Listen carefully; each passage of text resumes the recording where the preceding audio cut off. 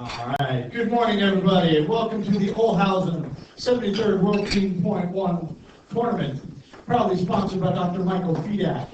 And our co-sponsors are Olhausen Tables Championship Cloth Tour Edition 3030, Fury Cues, Aramith Ball, Master Chalk, Pool and Billiards Magazine, Amsterdam Billiards, Inside Pool Magazine, the National Amateur Pool League, NAPL, and Dragon Promotions, and sponsored and hosted here at Steinway Cafe and Billiards in New York City. Our patron sponsors are Stuart Matana and Tom Gleich, and our co-contributors are Dr. James Heller and Charles Eames. Right now I'd like to direct your attention to the streaming match, which can be watched at InsidePool.tv, and our two opponents for this match. First up, sponsored by Sandcastle Billiards, and he was a 2010 New Jersey State 8-ball champion, and he won one of our qualifiers to be able to participate in this event. Let's hear it for Mr. Dennis Spears. And his opponent, sponsored by Simona's Cloth, Bear Cues, OrtmanBilliards.com. He is a two-time winner of this event from 2007 and 2010. Tonight, he will be inducted into the Straight Pool Hall of Fame. Let's hear it for the machine, Mr. Oliver Ortman. Good luck, gentlemen. You may lag for break. Hi, this is Ned Reddick. We're live here at Steinway Billiards. This is going to be a tremendous match. These are two top players, and they both have a similar aggressive style. So, Oliver Ortman has won the lag.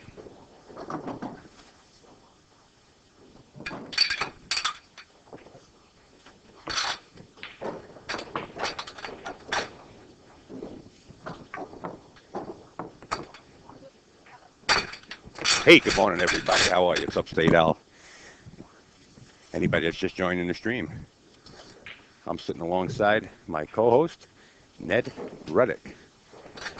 You are watching the 2013 World Tournament from Steinway Billiards here in Queens, Astoria, Queens, New York City. An exquisite event we have here. Oliver Ortman and Dennis Spears. I believe it's still a race to 100, or do they boost it to 150? We're still in the round robin. This is the last day of the round robin, so the total points is still 100. I think pretty much of the entire field, these are two of the most aggressive players. We're going to see some very aggressive pool today. Well, Oliver Ortman, let me give you a little information on Oliver Ortman. Oliver Ortman was at an event called Make It Happen for AccuStats. I don't know if you're familiar with that. But a few days before this event. And he wound up flying out of there, back to Europe, and then flew back and made this tournament. Talk about travel. Let's watch the break by Dennis Spears.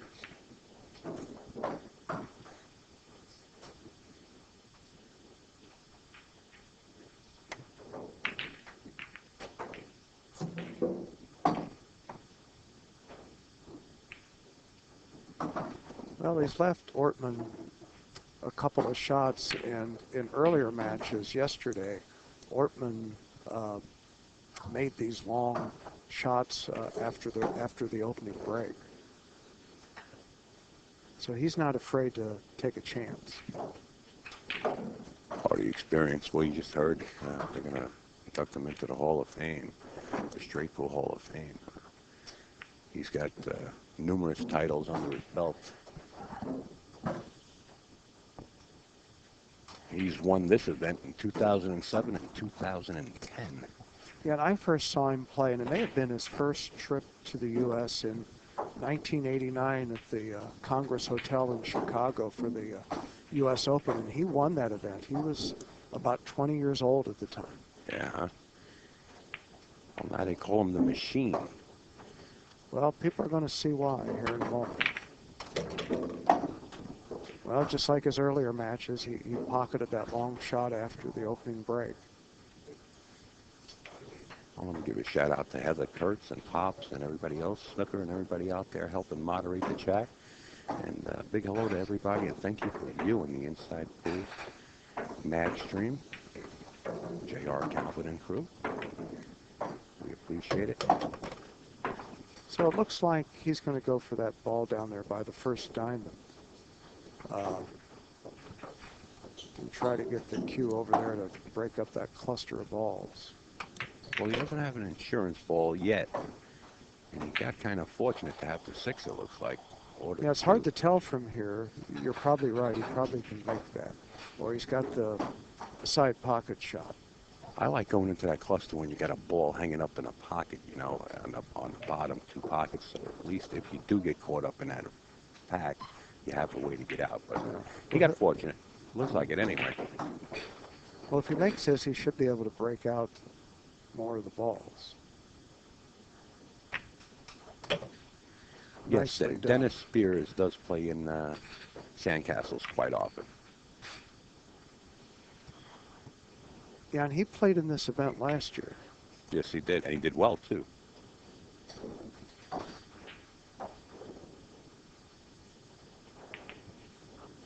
So we got 4 balls there toward the center of the table that are tied up.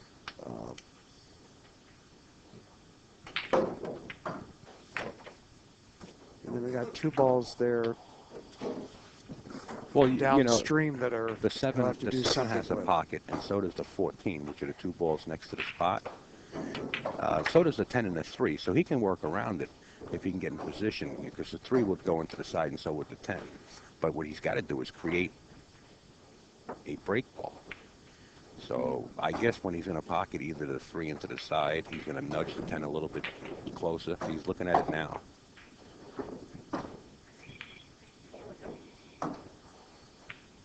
Big shout out to CNBWSU, working in the background, doing some promotions in all the forums around the world.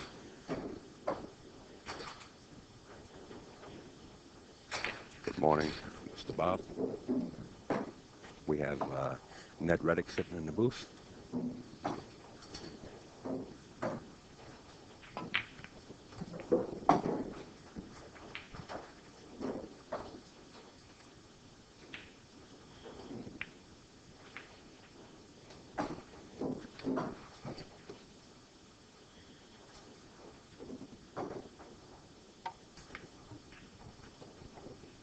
Well, that was a really nice shot to hold the cue ball so he can make that 2 and break those, looks like the 14 and the 7 ball. So if he nudges that 14... No, he's actually going to go for the 3 or the 10 here into the side pocket. That's what he was looking at. Like I said, that 14 ball and that 7, they do have pockets. So he's gonna be a mechanic and work around these balls right now. But he still has to deal with this. Are you talking about the 14 and the 4? Oh, he still has to deal with those 2 balls up on the yeah, I thought he might take the right 2 ball to break those up. And that's exactly where he went. He wants to get some of those trouble balls away. He's working 2 ends of the table. You know, this is not a real easy rack the way they... Well, he's sure making it look easy. But then again, he always does, right?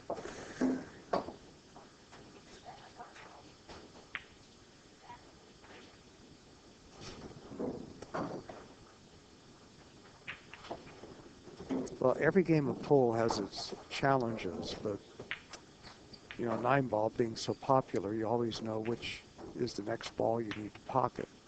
So here you have to choose. See?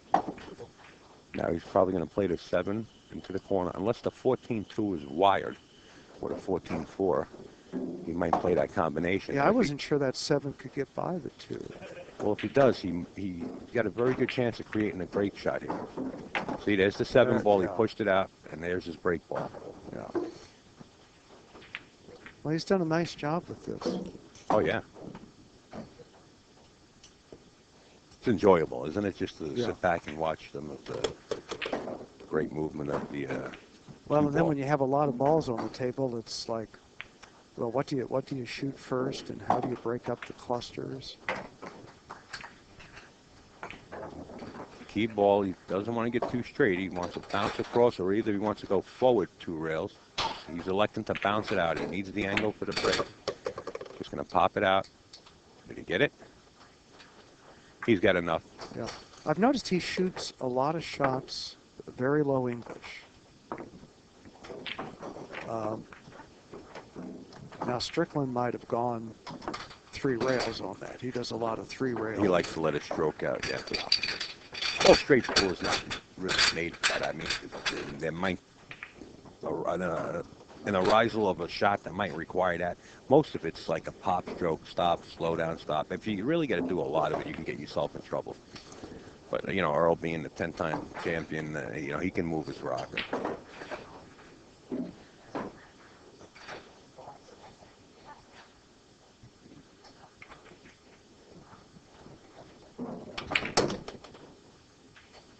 Well, nicely done.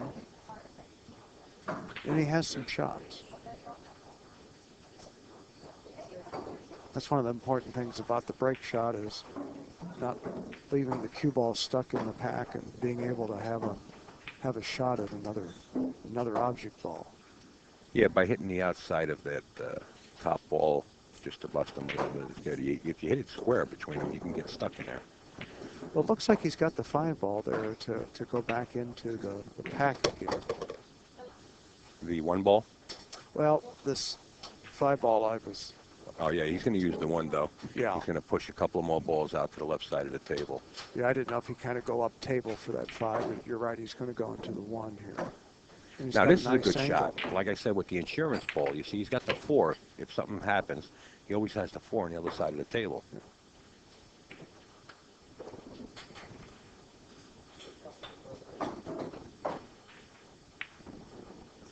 So he's going to have to go around the table with this. But you almost can't go wrong. So now he has several shots. He's going to use the 13, go back into the pack, or either draw back to the rail above the 5 and then use the 5 and then the 6 to bust the pack. Let's see what he does. See if he goes right into it. All right, pushed a few more. Again, smart shot because he has the 14 as the insurance ball of the 10. But he has to cue over this, which isn't, Yeah. I don't think he'll have any trouble with it, but it's a little more difficult. Come back up for the 9. And he's got a 15 there. Yeah. You're right. He would have probably liked to have gone a little bit further up table. It's a sharp angle, but it'll break those balls out well. Well, he doesn't want to push him too hard, you know, because you're going to push him right into the other balls that are right in front of it. So you either want to nudge him out of there. It looks like he's winding up here, though. Well, you almost have to have enough stroke to get that ball into the pocket. Good shot. Yeah, nicely done.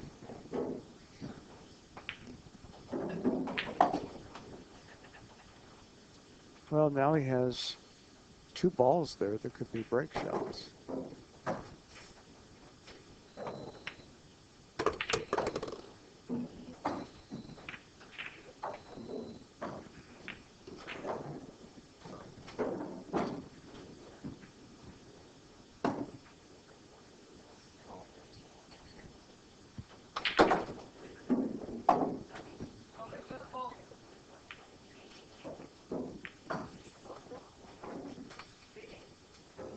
So probably either one of those striped balls will be the break ball, and then either the 5 or 6 will be the key ball. The key ball being the ball before that you pocket before the break shot. Which balls do you think he's going to use for key ball? Either the 5 or the 6. And save the 10 or the 11. Or I mean the 10 or the 14. Yeah. Looks like the 14. Yeah, So he it's took pretty that good. 5 off. I would think he'd take this rail shot. Well, maybe not. He's going to take that 6 and probably come over here for the other rail shot.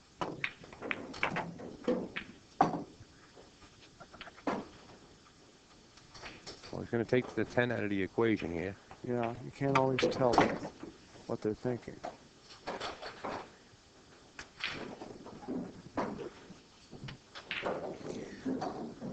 Yes, we are in the process of having one of the technicians go out there and raise the camera just a hair. We realize that the scoreboard is not visible to the viewers, so we will be working on that. So he's using that rail shot as a break. Perfect. And yeah, he came up. He's got a really nice sharp angle to go into the balls. So Ortman now has completed 2 racks. Yeah. Now leads 28-0, right? Should be the score.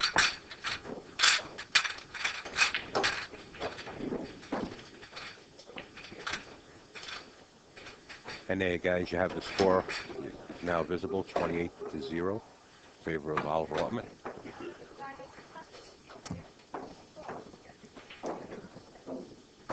And this stream is coming to you in co-production with Inside Pool and NYC Grind, Jerry Tarantola and crew, Allison Fisher.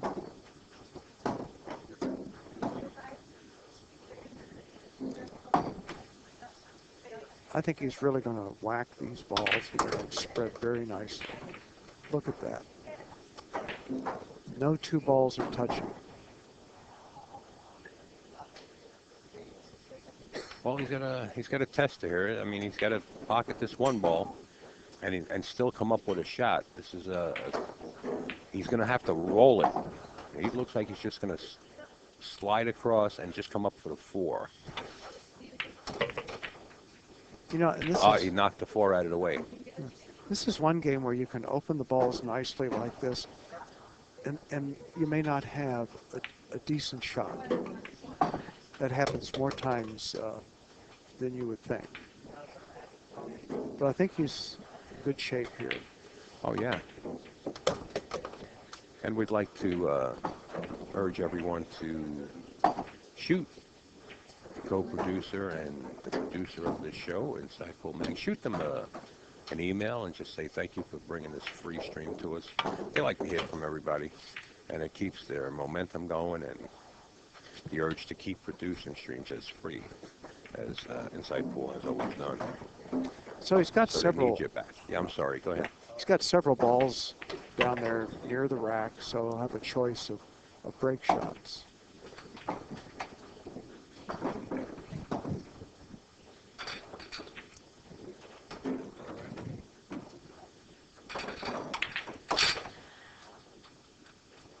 And please keep in mind, folks, Inside Pool will be here, well, gee whiz, I would say almost a month. You got the Ginky Memorial coming up and the Steinway Classic, and I believe there's a challenge match between Shane and Earl coming up also. You have to check into that. Looks like that 8 ball will probably be his break ball. And above that, I think, is the 2 ball, which could be his key ball.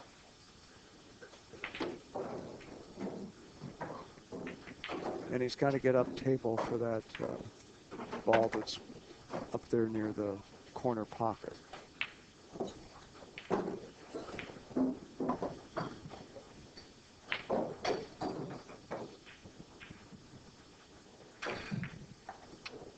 And I would think he'd probably do that now, go up table. So using the inside 3 rails, that's what he's doing. Using the inside 3 rails and nudge the 8. He didn't want to do that. He just took his break ball away. Still use it, just more difficult. Yeah, so it's higher than you'd want. Now he'll take the 2. He'll take the 2, 10, and 3, or in the opposite combination, 2, 3, and 10. Yeah, if he hadn't hit that 8, I thought he'd have gone up and gotten that ball up the other end and then used the red ball to get down to the lower end of the table. And then come across for that 2 and be in line for the 8. Well, you know, like Ralph Eckert was saying, it's up to the comfort zone of the player, but it looks like he's going to elect to take the 3. Yeah. And at this point, just bounce out just enough and have the angle. He can actually draw back a little bit, too, and get a little closer to his work, since the 8 ball is that far away from the rack. And ideally in this game, you want that cue ball Just like to be in center table, which, That's no good right there. yeah, he's pretty straight, but He's going to juice this cue ball. yeah. But at least by having the cue ball in the center of the table, you don't have to stretch, Right. which can throw the shot off if Oh, your cue yeah. ball is too far down the table. He's going to juice this cue ball and go out 2 rails and come behind the pack and try to catch the 2 left side corner balls. I would think so. Yeah, that's a lot of work, but Well, see what he does. he's completed 3 racks. It's one of the unique things about straight pull is your opponent may never get an opportunity at the table. And that's a good thing for you, but a bad thing for your opponent. Yeah. I don't think he has the angle to get back in. Well, He's shooting like he does. All right, he went 2 rails, caught the left side of the pack, right at the lower 2. yes. Good shot. It's hard to tell from where we sit, but it looked like he had a little bit of angle.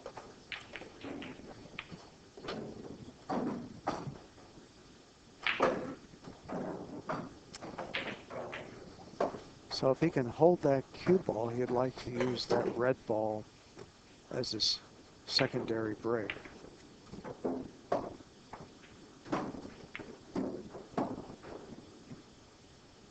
So this is quite a contrast to the other break shot where he had scattered all the balls.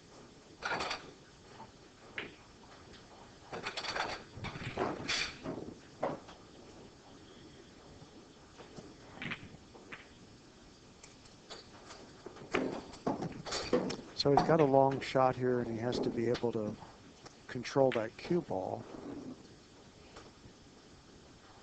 so that he'll have a shot on the red ball. He wants to hold the line, tangent line, so he can have that angle, but Well, it looks like the cue ball is want to go too far to our right. And he would, well, then he has to control the speed. yeah. He should be okay.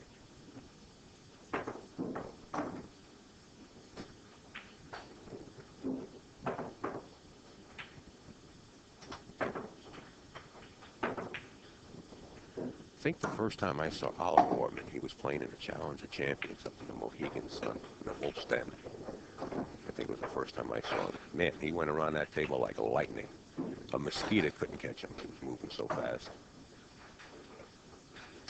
Yeah, they said that about Mosconi, that he would get in stroke and he'd move around the table quickly, almost running to the next shot. Right. Hey, good morning, Steve Kurtz.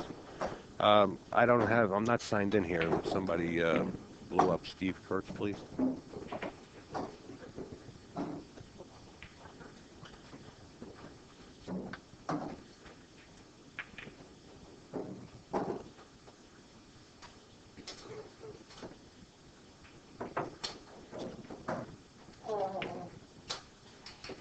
Yeah, just the speed of the cue ball. Wow, But he missed it. that was really, yeah.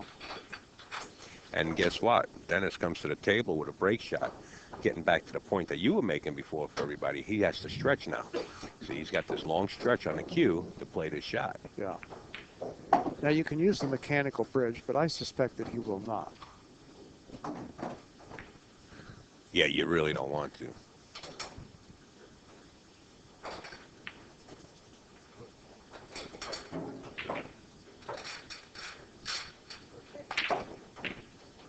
So while Dennis is looking over the table, this is the last day of the round robin. They're having a banquet for all the players and anyone else who wants to come tonight at Steinway Billiards.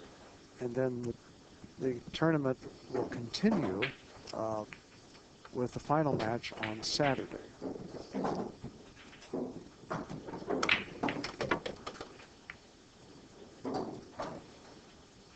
Well, he did a nice job of scattering the balls. He's got some clustered together, but he does have a shot there on the one ball.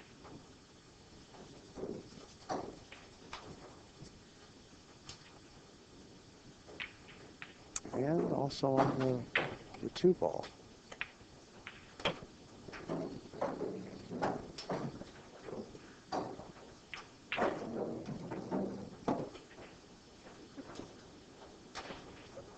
So now he's going to look to get in position to break up those balls that are at the top of the apex of the rack. And then below that, he's got 2 balls. I think those are, that 10 ball can be made in the corner pocket.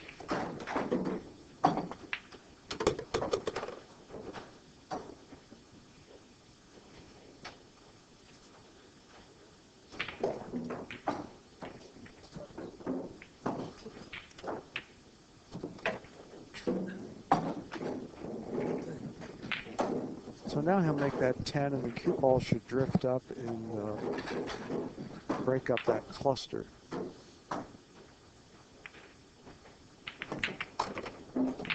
Nicely done. So he's got 2 balls there. Either one of them could be a break ball on either side of the rack.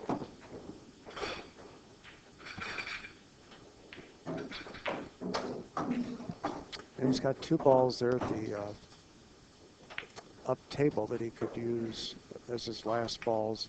One of those is the key ball to get on the break ball. As Mr. Michael Fingers steps into Steinway here. Upstate Al's going to take a break here. I got some work to do in the background. And Mike Fingers is going to sit in next to Ned Riddick. And be right back at you guys. Stand by.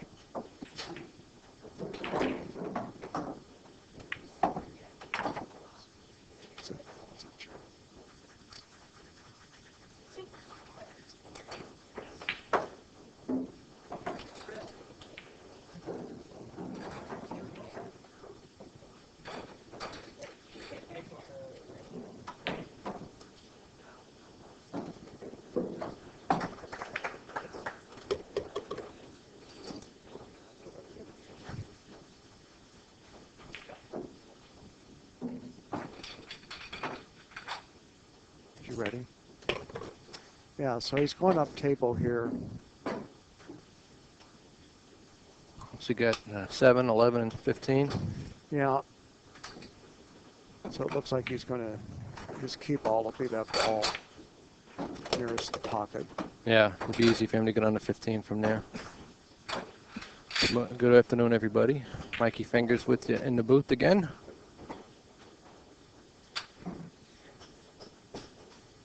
How's the match going so far? Well, Dennis just got to the table for this rack. Oliver ran 3 racks.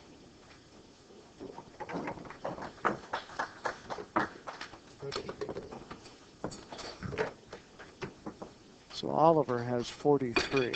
Right. Dennis's first rack at the table. We'll get a final score here in a moment, so we can update everybody. Yeah, I think he's going to have 13. Yeah, so Oliver Ortman has 43 and Dennis Spears has 13.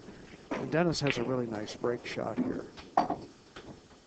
Yeah, he'll come off the bottom of the stack, a little bit of high left, maybe come 2 rails, back up towards the center of the table. Yeah, you just want to watch that you don't come off, the cue ball doesn't come off the rack and scratch in the corner. Yeah, he's going to put a lot of high on this ball. This way it'll bend down away from that corner pocket. He's got to watch out, too, on this type of shot. When you hit the 7, a lot of times the 7 ball will come down and come back up and kiss the cue ball into that corner pocket. You get a lot of action. Yeah. Well, you're right, that 7 did come back up, and it did contact the cue ball. Yeah, a lot of times when you got a high ball on that, you kiss off it and you scratch right in that side pocket. He kind of wanted that 7 to stay up because I don't think he's got anything right now. No, he's got a very sharp cut on that. I think that's the 13 ball down at the bottom rail. Yeah, I don't think he's going to play that, though. That's asking an awful lot. He might have the 9-1 combo if he wants to keep going, but... Yeah, he didn't get served very well here. Right. I don't think he can cut the 14. I don't think he can get past the 4 for that. He's trying to find out if there's a dead one or... Yeah, he's looking for something.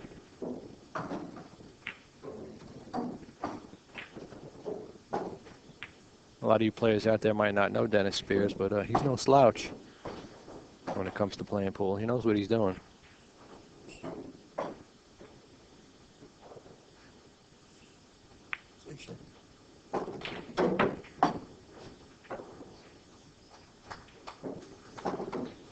I'm looking for him to duck. He's just going to thin that stripe on the bottom rail and just come up back to almost where he is now.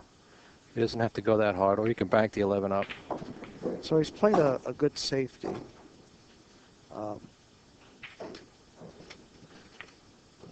Again, he hasn't. That 6 ball could be made up in the corner pocket. It's a tough shot. Yeah. I think he's going to play safe off that same stripe. He's going to put that towards the 6 and kind of tie up underneath the 10 ball right there. He's got to be careful. He might leave him a shot on the 11. If he draws back just a little bit and gets underneath the 10, he'll probably take care of that. Or he can play off the 6 maybe and spin back down table here, if you can see enough of it. Looks like that's what he's going to do.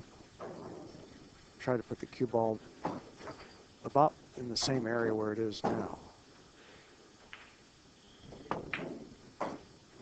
Oh, well, he kept the cue ball there. But Right. Yeah, he wanted to make sure he drew back past that 10. Yeah. Otherwise, he would have left that stripe up in the corner pocket. I think that's the 13, maybe. 13 of the 14. No, 14's up top. Now Dennis is kind of stuck. He's in a tough spot. Now, one of the things the players can do is take an intentional scratch. You lose a point. But in these safety plays, the cue ball and the object ball have to make contact, and one of them has to touch a rail to be a legal safe. Well, he kind of hit that one a little short. He might have left the 14 in the side pocket. He wanted to get down a little further under the stack.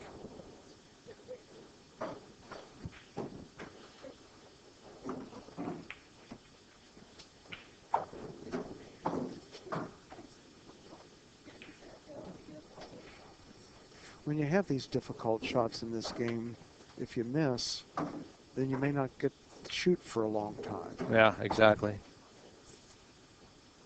Especially, it's still a short race to 100, I think. These guys can run out, no problem. A year or two ago, Oliver was running, I think he ran every match he played. He ran 125, 100, 125. I think he ran 4 sets out.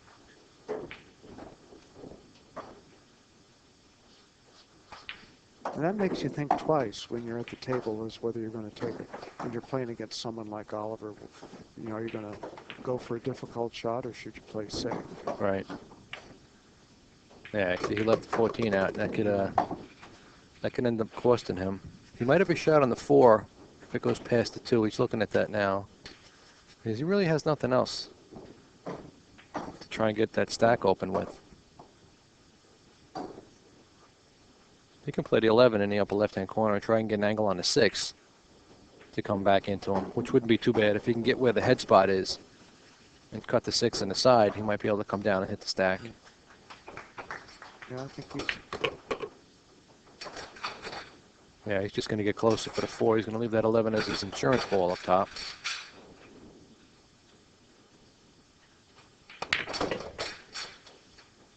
There you go. Very nice shot.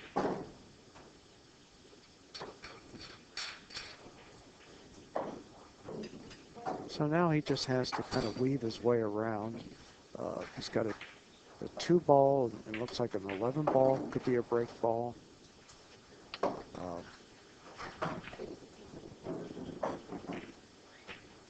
He's going to try and get the 9 and the 8 ball Yeah, they're blocking out of there. Yeah, they're blocking paths.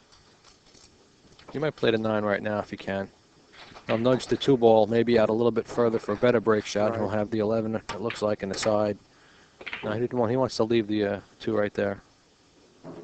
He can come forward now off the 3, it looks like, and break out the 8 and 1 and be all done with this rack. He could draw back off that stripe 2 to 13. Yeah, he kind of pushed into him a little bit. I can't tell if he's fortunate enough that the 3 goes by the 8. Yeah, it's difficult to tell. But he does have that ball up in the corner pocket, Right. which he's looking at right now. So he's going to take that. So that 3 must not go by the 8.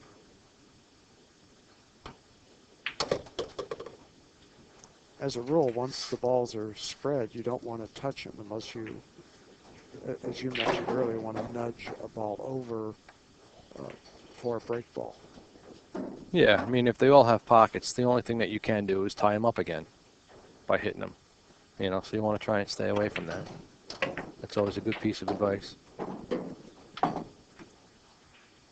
So it looks like that 10 ball up by the side pocket would probably be his key ball. Yeah.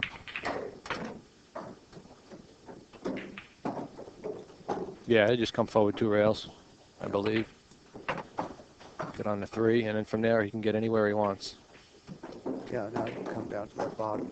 Yeah. And go 2 rails. Yep. Right hand spin, did perfect on the 10. And then he'll have the cue ball in the center of the table.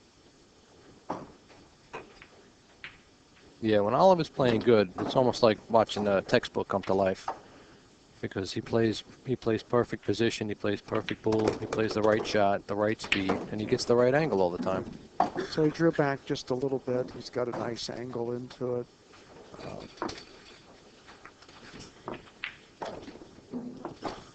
Upstate Al's going to take our photograph. I guess he needs proof for insurance or something. I don't know. I don't know what that guy's doing. So this is a match to 100 points, and Oliver has 56. Yeah, 56 to and 14. Dennis Spears has 14. Yeah.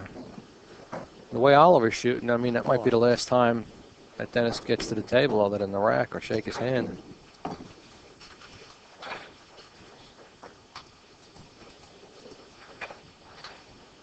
I believe Oliver's won this 2 or 3 times already, this championship. I think he's won it at least twice.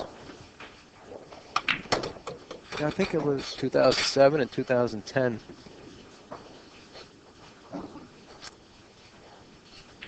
Well, he's done a nice job of opening the balls. Those in the stack, he's got 3 balls there that are touching, that are clustered together. So he'll have to work to get those broken up. He might have a little bit of a tough shot trying to get past the 7 to get into the 9 and play the 1. If he's got to maybe spin it, he'll play rail first if he has to. Unless he plays that 5, which is a tougher, more difficult shot. Looks like he's going to play the 7 right into the 1. Yeah, he can't get past it, so he might as well use it. He's got a pretty good margin of error right there with the 1 hanging right where it is. And he moved those balls. He's still got 2 balls that are very close together there. Yeah, that's the only issue he's got, but he shouldn't have any problems though breaking them up. In this game, normally you want to take the balls closest to the rails off and work sort of from the outside in. That's not always the case, but that's kind of the general rule of thumb.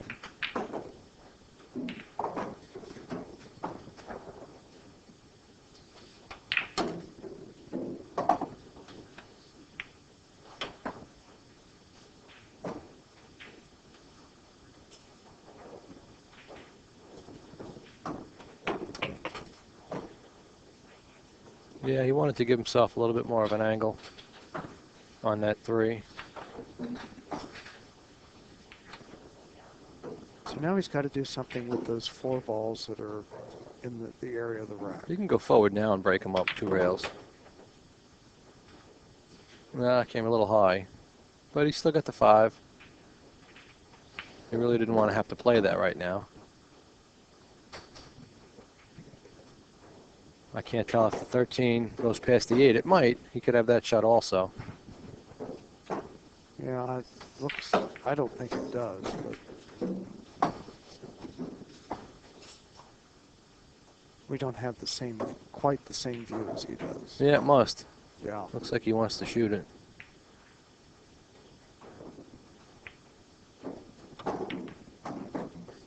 Yeah, it certainly does. Yep, glanced off the 11, broke up the cluster. You got a little bit tricky cueing on this next shot. I can't tell if the 6 goes in the corner. If it does, he's fine. But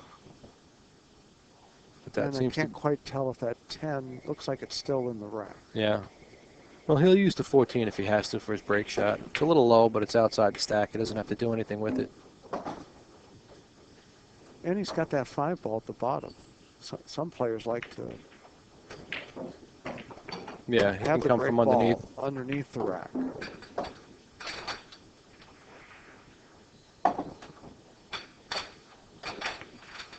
You don't see that as often. No, I think the top players try to stay away from that.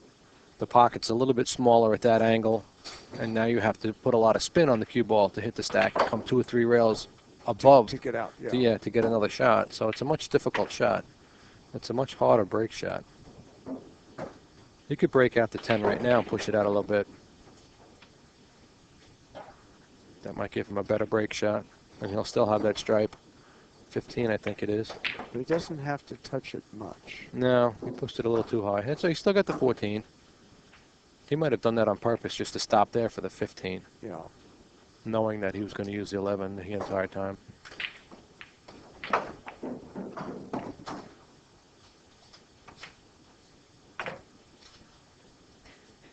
He's going to play, looks like the 10 in the side, draw back and play the 11 in that same side pocket, and be perfect on the 14. Yeah, he'll draw back a little bit to give him a nice sharp angle. Perfect. I think that's going to give Oliver 72, and it's going to give Dennis Spears another chance to rack the balls. In this round robin event, half the field will be eliminated. Of course, you look at the number of wins, and if one or more players are tied in terms of wins, they look at the total number of balls pocketed. So Right. it's obvious, it's to your advantage to try to have as high a score as you can. So he'll draw this away from the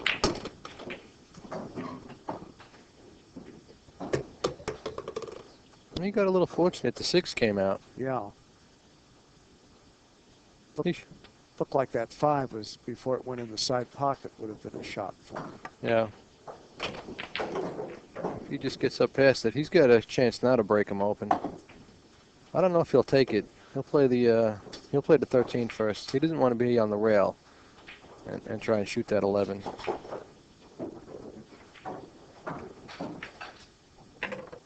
Oh, he could see the 1. Okay. He's got angle now. He could play this and draw it into the stack. Or he can go above him. We'll roll it in. Again, he's going to play the 11, it looks like now. Good shot, but he really doesn't have insurance right now. But you would kind of figure that these balls are going to spread wide open. And he's going to hit him hard. Yeah, he should have something. There he goes. Oh, no. Unfortunately, the double kissed off the 9. Wow. You see how that's weird how that happens. Well, when you go into the balls, you try to have some idea of which direction the balls are going to go. Exactly. But you can't control them or know exactly what's going to happen. That's one of the chances you take, if you go into the stack and you really don't have an insurance ball to play position for. Yeah. You have to try and do something else with the cue ball. And unfortunately for him, he double kissed off the 9. And So one of the things Dennis wants to do here is he wants to make that first shot. yeah, oh yeah, that's key. So he's got a nice shot here on the 8 ball. Perfect. Now he's got that out of the way. Now he can focus on running some balls, breaking out some clusters. Yeah, none of his shots are very far apart. No. He didn't strike that one too well. Yeah, I'll have to more than likely cue over for that striped ball. Yeah, he could play the 10 in the side if he wants. Better cueing action, but I'm not sure. Well, I wasn't sure. harder he could see shot. it. That's possible he can. He's just going to roll this up a little bit.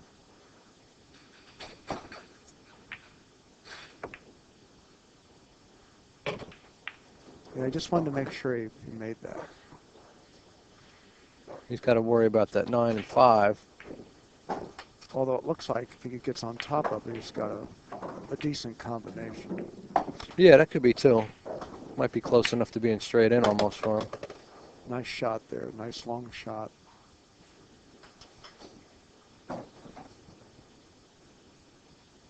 He's going to look now and see if that combination goes. Yeah, I think he wants to do something with that so he creates a break shot. He might be fortunate enough that if the combination is off angle just a little bit, by playing it, the 5 ball will drift towards the stack itself and become a break shot for him. Now, we didn't talk about it, but occasionally players will want to use a ball that's near the side pocket and pocket it in the side and have the cue ball go down and make contact with the rack. Right.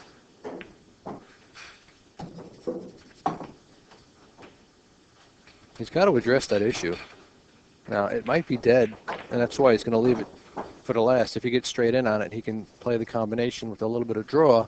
And like I said, the 5 looks like it's going to drift towards the pack.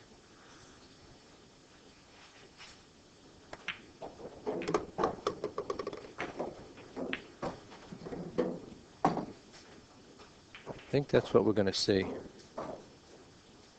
Yeah, I would have thought he would have taken that shot already, so he knew where the ball that remains on the table, the 5. Yeah, he's taking a big risk actually, because if it doesn't play out exactly the way he's thinking, if the 5 comes over too far, it could get into the stack. He might not end up with position on the 5 for a break shot, and at that point, it's too bad for him. You know, he's got no other choices. Yeah, when you have a few balls on the table, you have some choices and you can maneuver. He's putting all his eggs in this one basket. Now, it could work well for him, or it could backfire and allow Ortman to get back to the table. You know, if he plays that 2 in the side, he could get the cue ball to come up along that side rail to our left and play the 5 in the corner.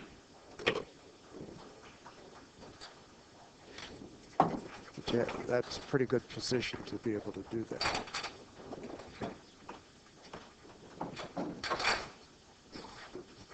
So that may be what he's looking at right now. I think he had better chances to get over there without having to do all of this.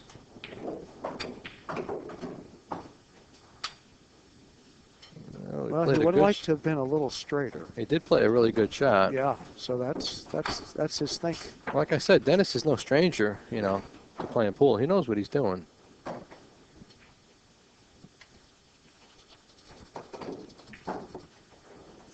Now we just have to see if he can get back above the 9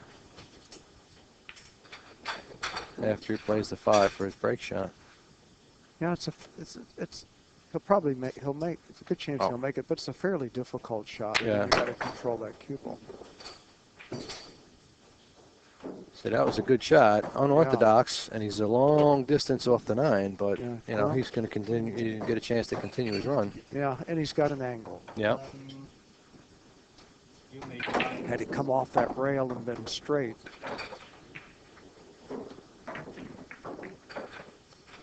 he wouldn't have to work with.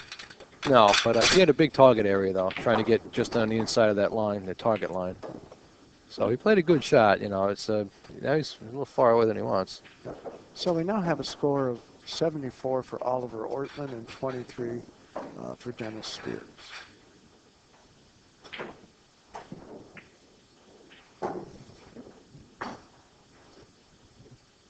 And most importantly, Dennis is at the table. Right. So he has the opportunity here to continue his run. Yeah, if he can make the 9, he's going to hit the stack.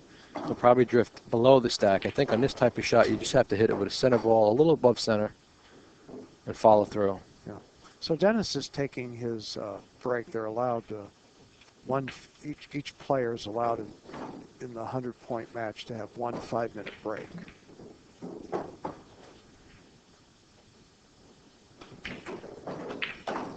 So while we're during this break period, we'll tell you we're here at Steinway Billiards in Queens, New York. This is the 3rd day of the round robin competition for the 73rd World Straight Pool Tournament that's brought to you by Dragon Promotions. Yeah, we get 3 more days of action. After today, though, it goes, I think, into a double elimination format. Yeah, so at the end of the round robin, half of the field is eliminated. And then, as you mentioned, we get into the double elimination play. And games go to 150 points. Is that what it goes to? Yeah. And then I believe the final match is 200 points. Yeah, that's 200. That's a good race. That's a good race to determine the champion. Yeah.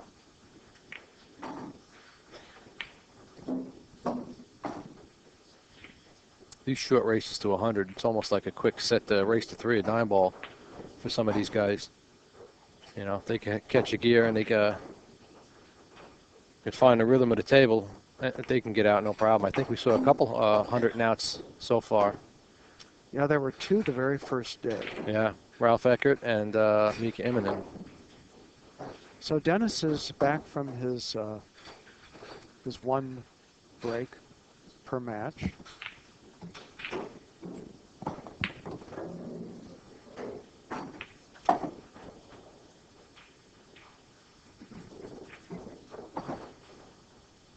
He really has nothing to do here. I mean, it's a long shot. He just has to focus on making the ball. Right.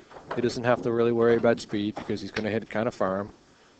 You know, he could actually dial back the speed a little bit to increase his accuracy because he's going to come off that stack and he's going to come down towards the end rail.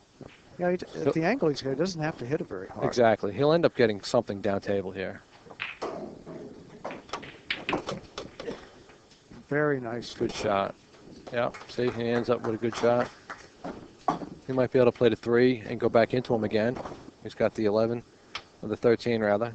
If he can come above him now, he'll be in excellent position if he can get above the stack from here. He doesn't want to go into him right now.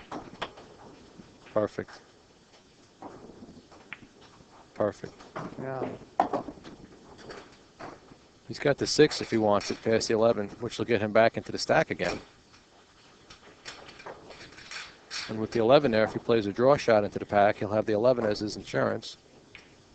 Or if he comes forward off the stack. Now he decided to go soft and try and go around it. I wasn't too crazy about that. Yeah, now he's tied up the 7 and the 8. Yeah, that's not good.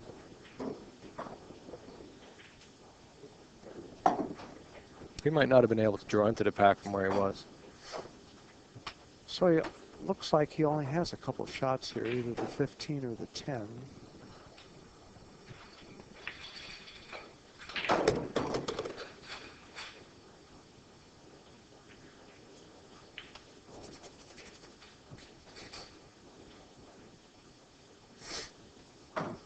He might try and draw this back to the center of the table, just past where he is now.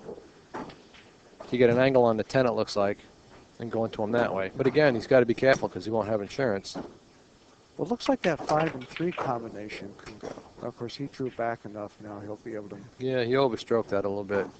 Again, he really has nothing to do here. He needs to just focus on making the ball. Don't worry about any kind of spin, English. You know, don't worry about hitting the stack. Just focus on step number 1. You know, make the ball and deal with what you get left. Well, if he plays at 10, he'll have a nice angle to go into those clustered balls.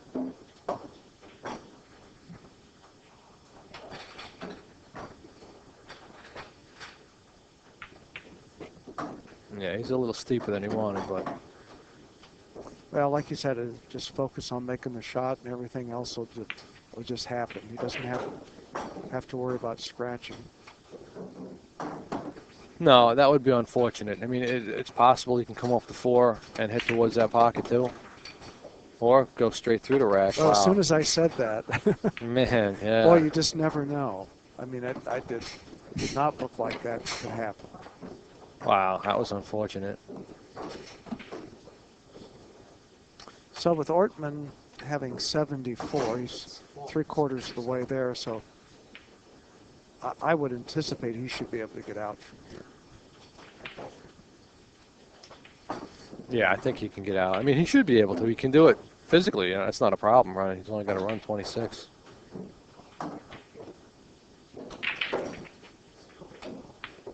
He does have to clean this up. He's got to produce a break shot. And he's got 2 places where balls are either frozen together or very close that he needs to break up. He can play looks like the 10 in that corner or the 14, and then come up past the 3 and nudge the 7 a little bit if he wants to do that right now. Or he can just maybe play the 4 ball, play a stop shot, and get angle on the 5 to go into the 14 and have the cue go into the 7 and 8.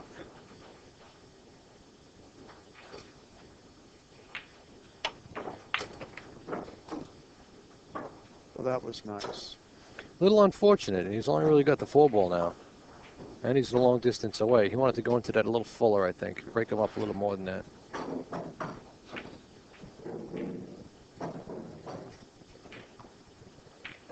So a long shot where he focuses on making the ball. Yeah, again, he doesn't need to do anything else. Very nice. Puts it down, no problems.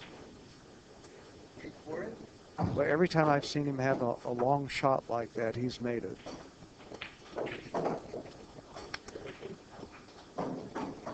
He might have the 11 in the side. Yeah, I think so. That might push the 6 over. I don't know if he's got any kind of angle at all on that. Well, or may not be able to hit enough of that. He might try and nudge the 5 right here. A little bit of left-hand spin. Very nice. And he broke those 2 out. The 6 ball's a little high for a break shot, but I think Oliver can handle it. And he could use that 11 as the key ball. And that was nice. He Nice. Took out the 7. Yep.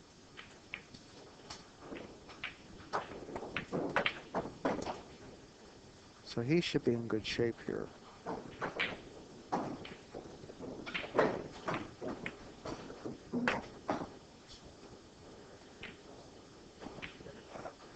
I don't think he struck that one as cleanly as he wanted to. He might be able to just come forward. Or he'll actually play, I think, the 8 as his key ball. He might play a side rail break shot, a side pocket break shot here.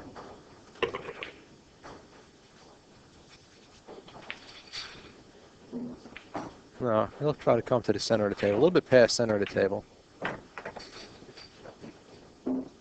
Ooh, that's real thin. Yeah, that's a sharp angle. I don't know if you can actually get into the balls from here. Yeah, it looks like he'll miss it. Very, very well connected to that.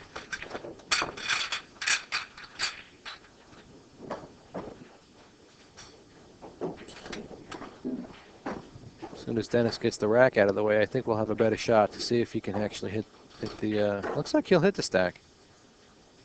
At this angle here, once Dennis moves away.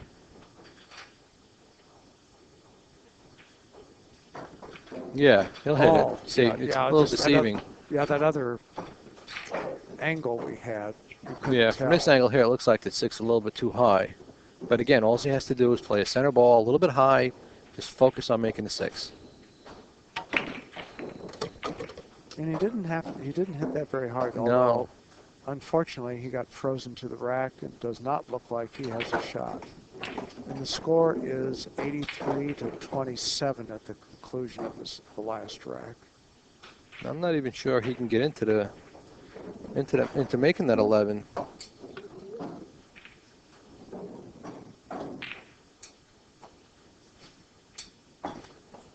Well, that's difficult. He's got to bridge over.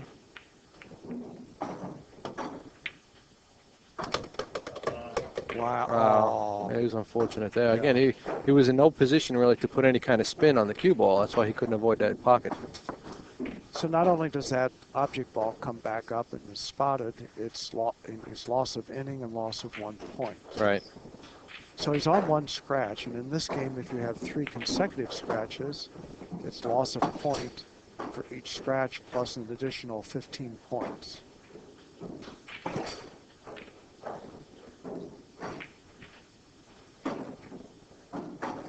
So Dennis is going to see if there's a combination. Yeah, he's got to figure out what to do. Balls.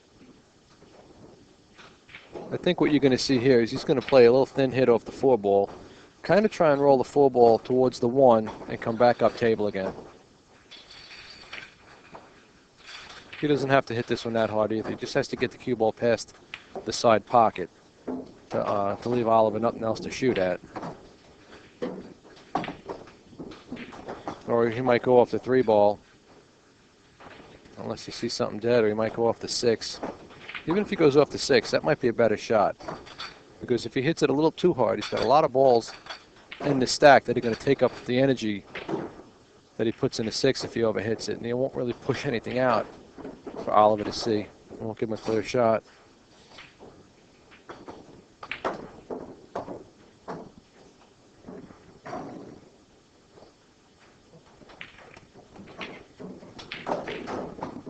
No, so he took an intentional scratch, so they're each on 1 scratch. They lose 1 point. Yeah, he's going to let Oliver try and figure this one out. So this puts pressure on Oliver. Oliver, although sometimes the players choose to lose 15 points, that doesn't happen very often. No, but that's something that you won't see a 9-ball or 10-ball player do. You know, take the intentional foul. Yeah. You know, Well, these guys are willing to give up 15 because they know they're going to run. They can run 200-300 balls. Oliver's high run is 400. He'll give you 15 if it gets him out of a tough spot because he knows he's going to run it back. So now Oliver has taken another intentional scratch. It's lost at 2 points, but he's put Spears right on the rail. And now Dennis is going to probably play a safety from here, which I don't agree with. Oh, See, he could have did that first and not put himself on a foul and forced Oliver to try and play a shot. He had ball in hand before this and he wouldn't play it. Now he played something that Oliver left him, and it looks like he might have left him the 9-ball. yeah. So Dennis Spears is off of his scratch, Right. because he made a legal safety. And now Oliver's still on 2. Yeah, so he has to either pocket a ball or do a legal safety to avoid the loss of an additional 15 points.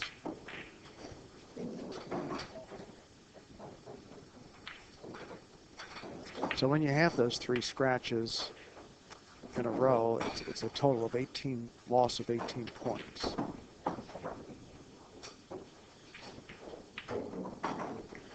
Yeah, he can see the 9. He's going to try and get up table. He really can't hit this one too hard. Oh, wow. Wow. Well, he made it. So now he's off the scratches.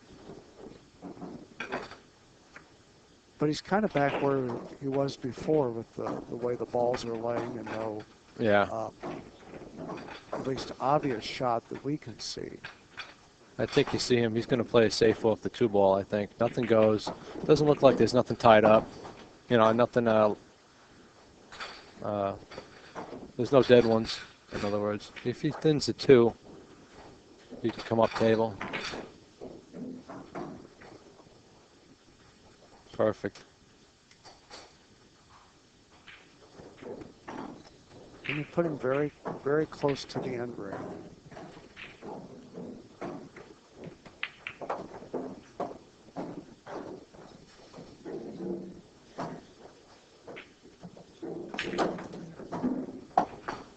Just got to try and figure out where to go.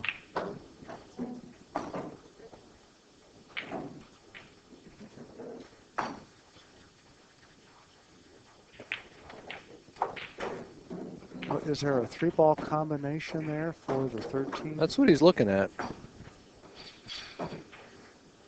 Man, I wouldn't play that unless it was wired. 13. Yeah, because there's spaces between all the balls when they're frozen. Yeah. Then your success rate is Yeah, much you higher. And you can determine whether or not it's going to throw to the left or the right if they're frozen together. With the spaces like this, you really can't tell exactly which way it's going to hit. So you can't tell if it's going to go a little bit to the left or a little bit to the right. He might be asking for way too much right here.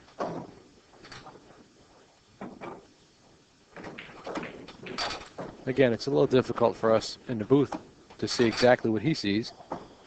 Yeah, we may not, if he tells Oliver what he's doing, we may not be able to pick up on that.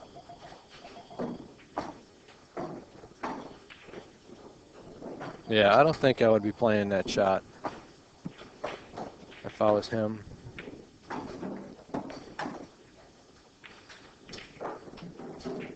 But it looks like he's gonna. Yeah, he stroked it in. Nice shot.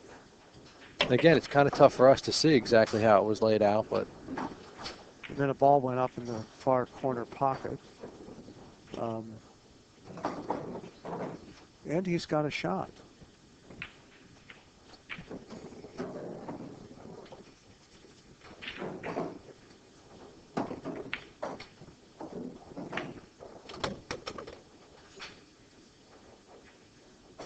So while Oliver Ortman got off to a terrific start with 3 racks, you never know for sure how these matches can go. right. Last year we had a match with Johnny Archer in WGC where Archer ran 98 balls and hung up a ball on the break. And WGC stepped to the table and ran 100 balls.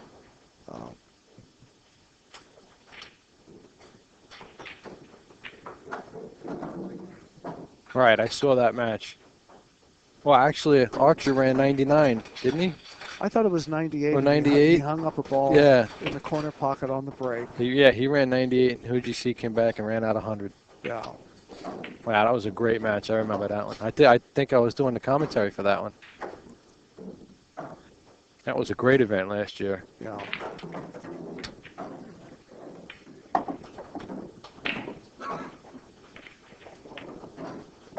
So he has to create a break shot here. Well, he might leave the 8. If he can get past the 8 and play the 1 at some point. Because they're And the both 6 ball's high enough that you could. Yeah. It's not ideal. No, the difficulty there, I think, is trying to get position off what he has left, you know, to get a good break out of the 6 ball. Yeah, because you'd really want that cue ball. You'd want to be right where he Over is now and play the 15 and draw it straight back, you know, straight back by the side pocket. That would be perfect. Well, he nudged it a little bit. Yeah, I don't know if I like what he did. He might be able to get in there and play the 11.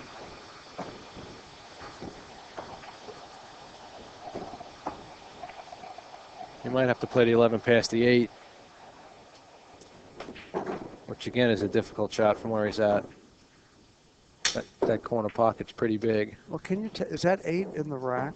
No, it looks like it's out. Okay, so he could come around and play the 6 and get position on the 1 to have the break, the 8 ball be the break. If he can play the 11, if he can hit it thin enough and not hit the 8, there's a chance he might actually go into the 8 right here. Yeah, you're right.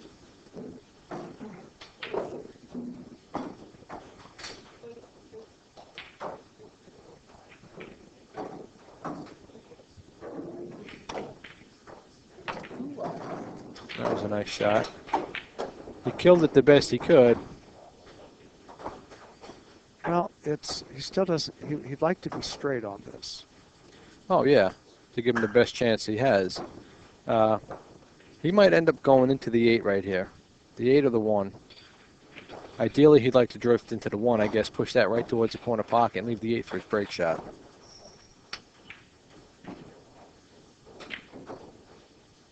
Same thing can happen with the 8.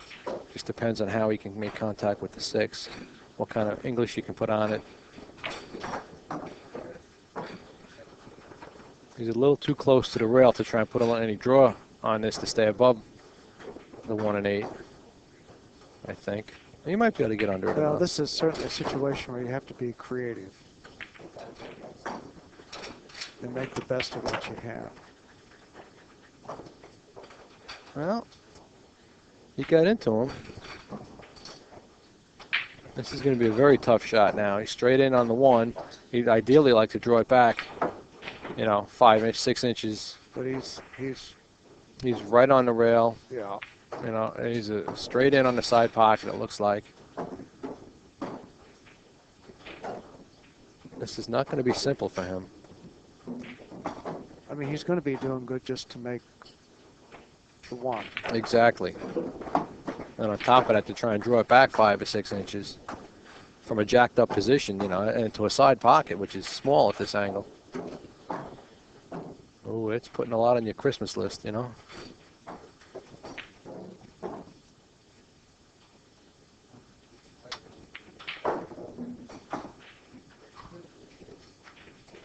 He might be able to play this in the corner with just like a little bit of a center ball and just focus on making the one. The cue ball should drift down here towards the corner pocket a little bit. He'll Try have to angle hold on it the 8. down. Exactly. He just needs to make this if he's doing it in the corner. Well, that's a lot of stroke. Yeah. Now he was able to Wow. draw it back. Whoa. He drew it right into the pocket. Yeah, it looks like he's, He's hung on the lip there. well, he made a very nice shot. Yeah. You know, I guess that speaks to his shot making. Yeah, like I said, a lot of people might not know Dennis Spears, but man, he can play. And now the question is, can he make this 8?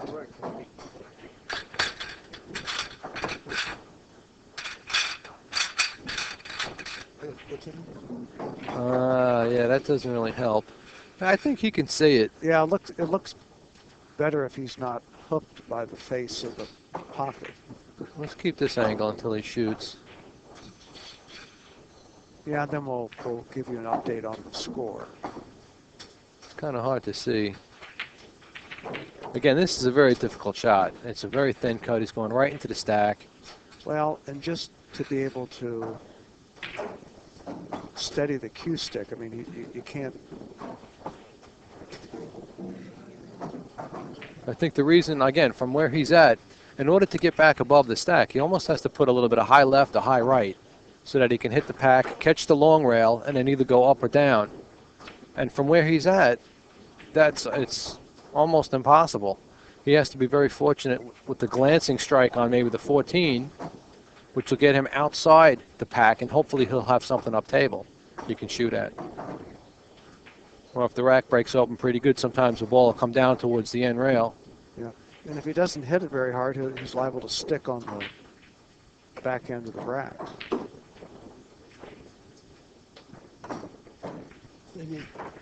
He has to look out also. I mean, he could glance off the 14, let's say, and hit the 1 and carry him into that same pocket.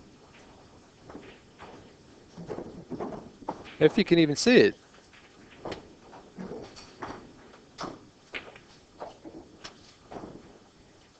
That answers that question. He's stroking it.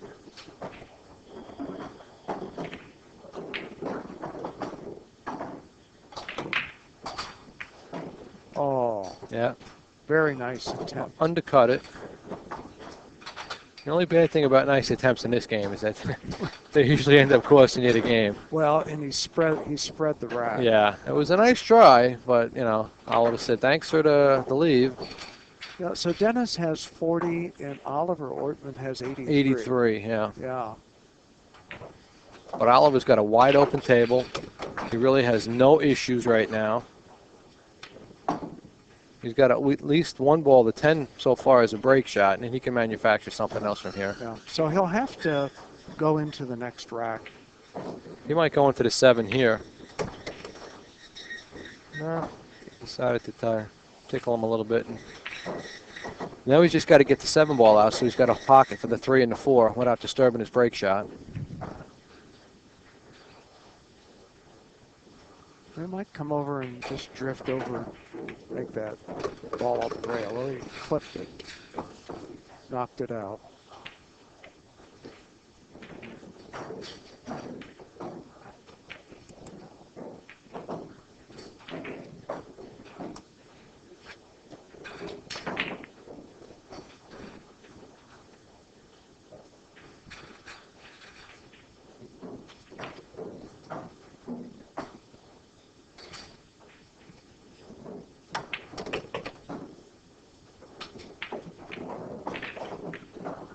Man, he really doesn't have any difficulties from here.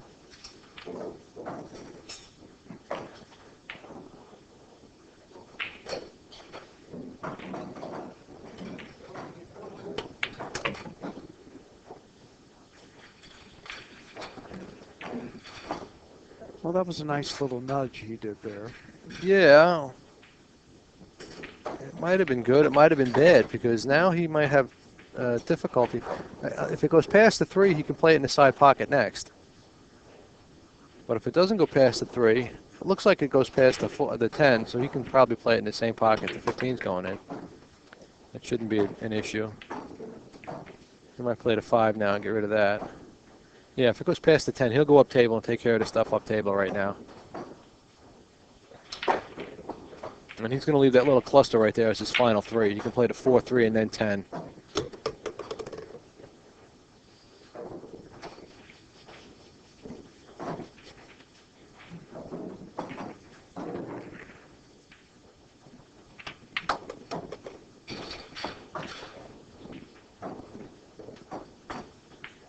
I don't know if the viewers can always tell in Oliver's style, but he keeps his body pretty perpendicular to the shot, more so than other players. Right.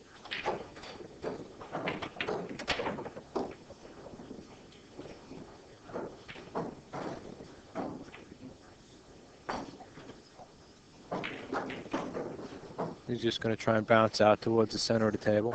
Doesn't need to do too much here. He wanted a little more than that. Now he can't play the 4 in the corner and hold for the 3, it doesn't look.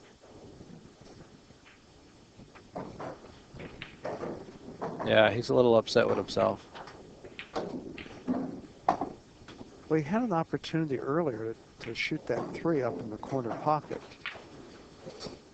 And that opened up the 5.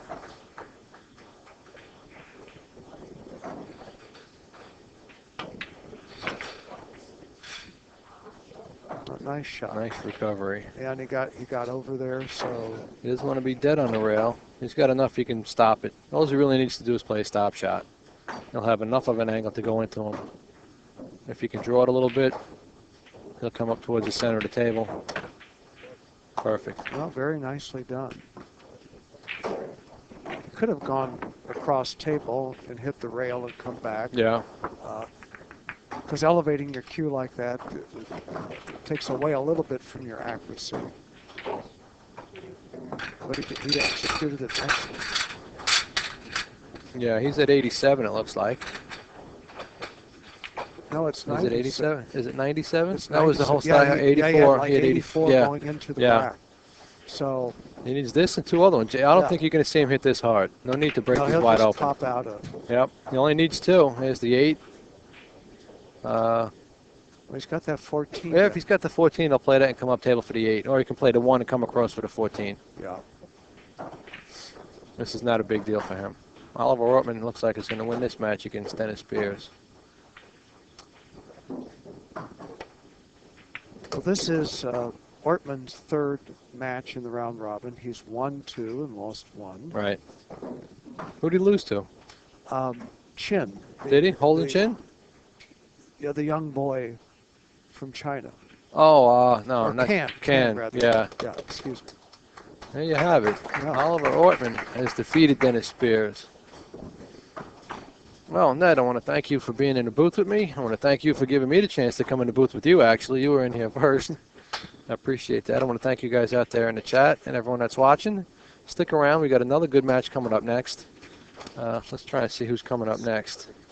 Strickland and Cohen. That's a good match. Wow. All right, so I want to thank you guys very much for watching. Do not go anywhere. Get yourself a cold drink, a sandwich, and stick around. You're going to enjoy the next match. Thanks for watching. We will be right back.